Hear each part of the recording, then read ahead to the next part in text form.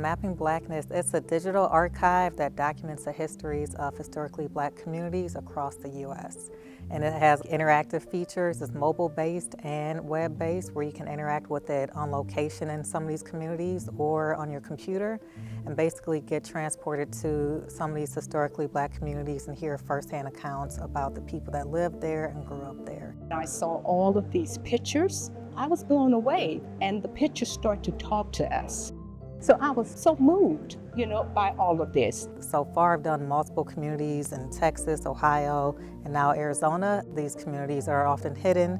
A lot of times they're historically Black communities that have been systematically just oppressed over the years, and they're red lines, and they have remnants of segregation and railroad tracks and just a lot of history in these pockets and in these communities. So I start with that, and usually I'll just reach out personally and just see if anyone there wants their stories to be told. And then I assemble my team. So I try to find a group of young people, whether from a local high school that's affiliated with the community or nearby, and I have them interview elders in these communities.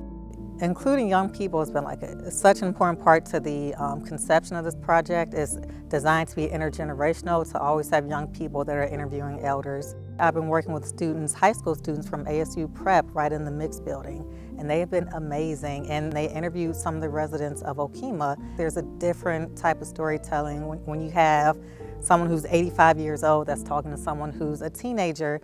There's just a different energy, and it's a different way of storytelling. Basically, they're telling the next generation what they want to be remembered for, and there's something magical in that.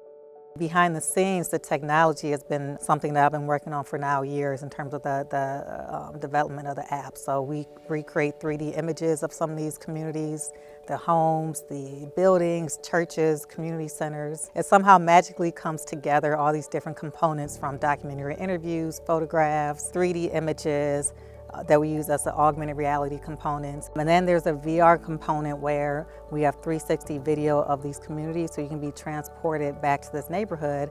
And then there's a location-based components similar to Pokemon Go, where you can go and walk around and also hear and see some of these histories. We had a showcase where I was able to do first looks of the first iteration of Mapping Blackness, with a focus on the Okemah community here in South Phoenix. So my goal was just basically to give them a taste of what will be a part of the app once it's all done. There was a great turnout. Just about everyone that we interviewed came to the showcase along with their family members, with their kids, with their grandkids, and just the excitement in the air was wonderful. We basically just wanted it to be a celebration of the community and a recognition and a way to honor them.